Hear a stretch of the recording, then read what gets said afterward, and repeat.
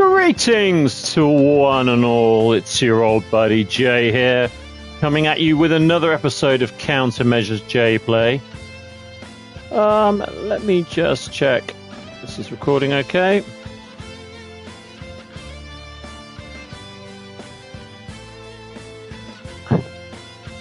How are we doing?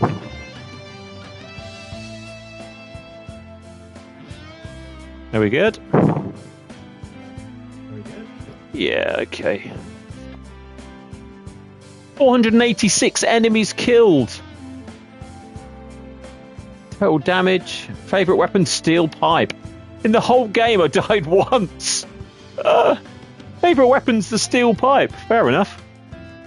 Number of shots fired. Yeah, okay. Number of windows destroyed. Number of healing items used. Number of dodges performed. I died once in my first playthrough. What a result. New Game Plus. Welcome to another episode of Countermeasures J Play, if I didn't say that already. I stopped recording myself in the game about 10 hours ago in gameplay time, just because I was playing at random times and at night, and I didn't want to wake up the family. And also, you don't listen to me waffling on all day. I did a lot of recording at the start, and then a lot of what I was saying was more or less just a repetitive draw. So I thought I'd save any comments that I had about the game to the end for the little mini reviews that I do. So this was Silent Hill 2 by Bloober Team. It's the remake of Silent Hill 2 and a much beloved game by people that love the franchise. I'd never played a Silent Hill game before.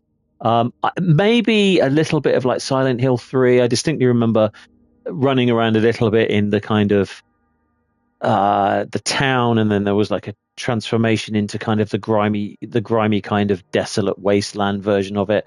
I'm amazed. So maybe an hour, but that was probably someone else's gameplay that I was watching, or was it someone else's house and they were playing it and I just saw it. That's my only recollection.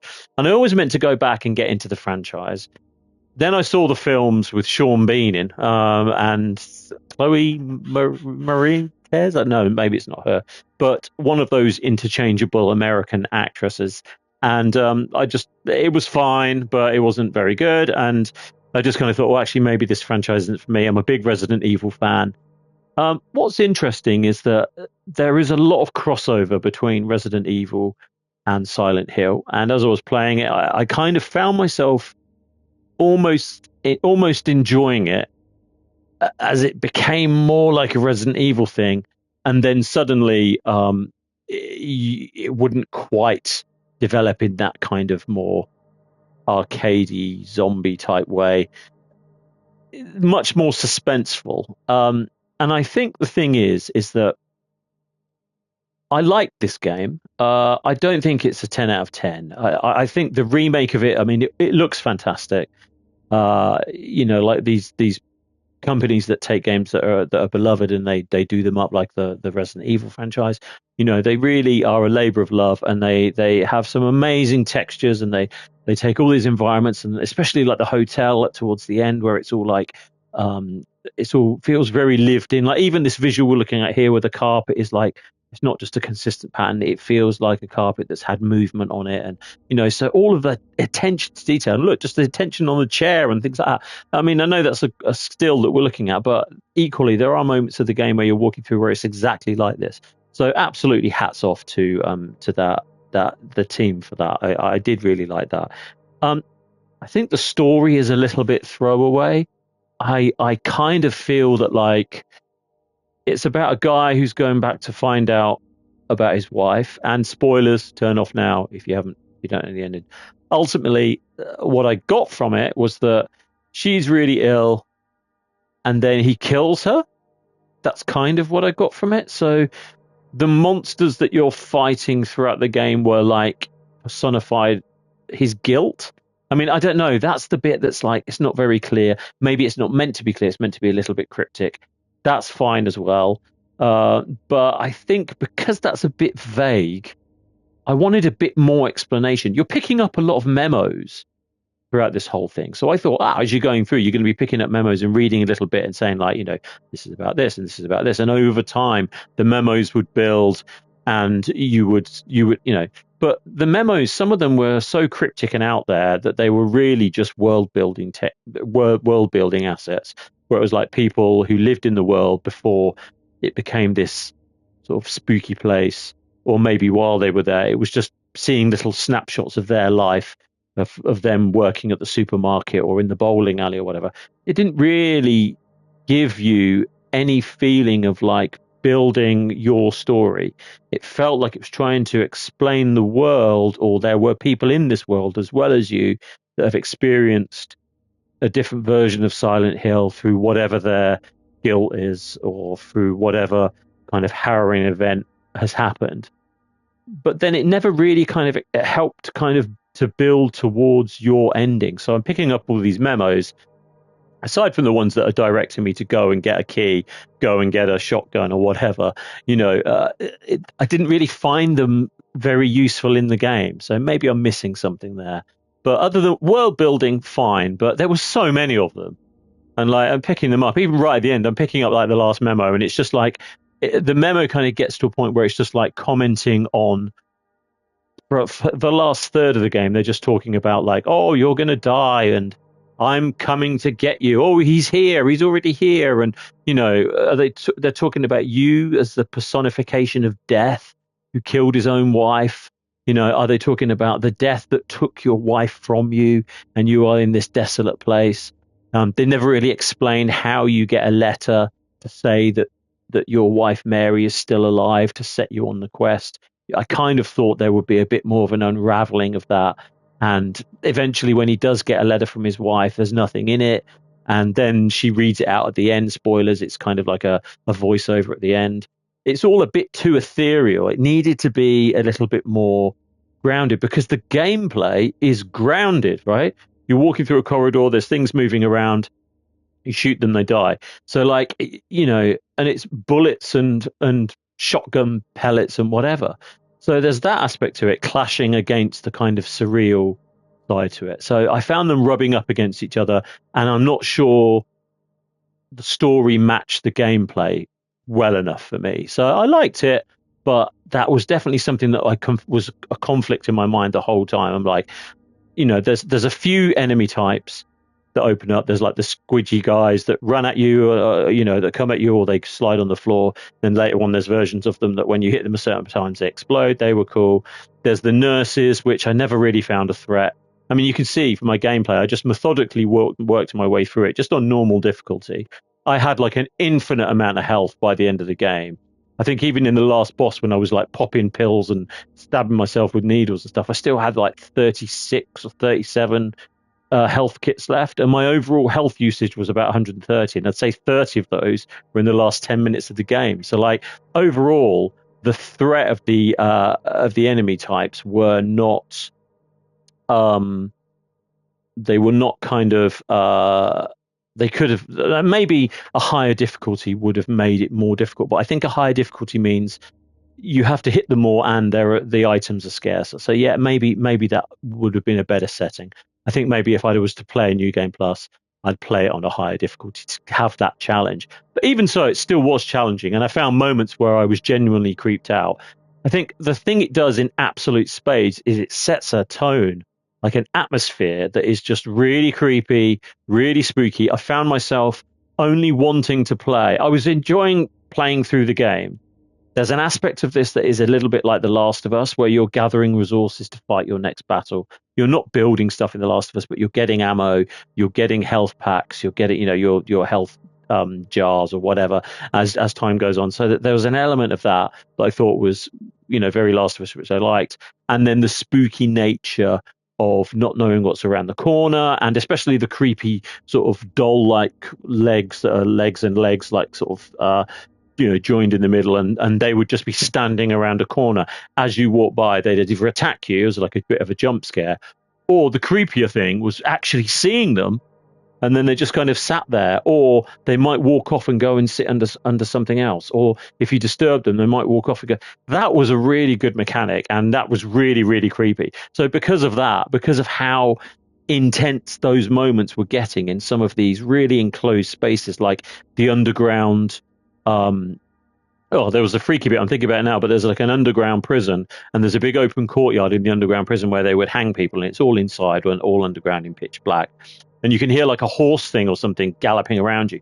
I never saw it in this gameplay. Maybe it's a boss that comes up later or whatever. But in this first playthrough, maybe a new game plus. I don't know enough about that. But just the sound of that thing that you couldn't quite see, that was running around behind you while you were doing stuff that could attack at any moment, but doesn't. And then that was really freaky. So they really nailed the tone of that, and that was really spooky. So long story short, I could only towards the sort of middle of the game when we were in those sections. I could only play it like half an hour at a time because my mind I'd start to really get into it, and then I'd have to pull myself out and be like, I'm freaking myself out. Play for like half an hour, 40 minutes, and then back off, do it again tomorrow. So that was like my gameplay loop.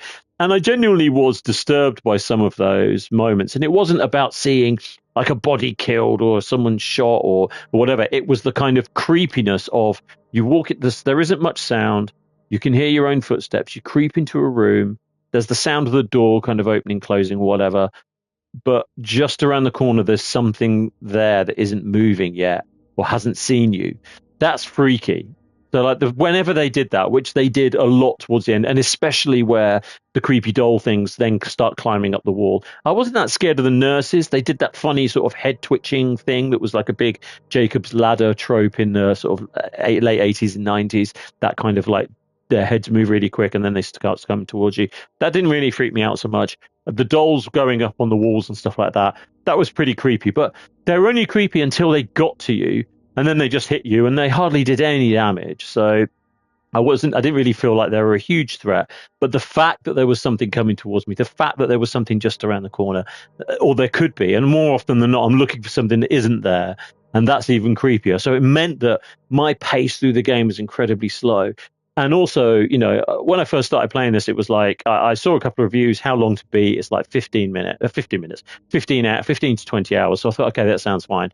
But then I remembered that my OCD, I don't know, whatever, my need to clear rooms all the time and to find all the assets and to find all the things that can help me progress and to find all the Polaroids is so strong that I added another 10 hours on the game. So I think I did 25 in the end.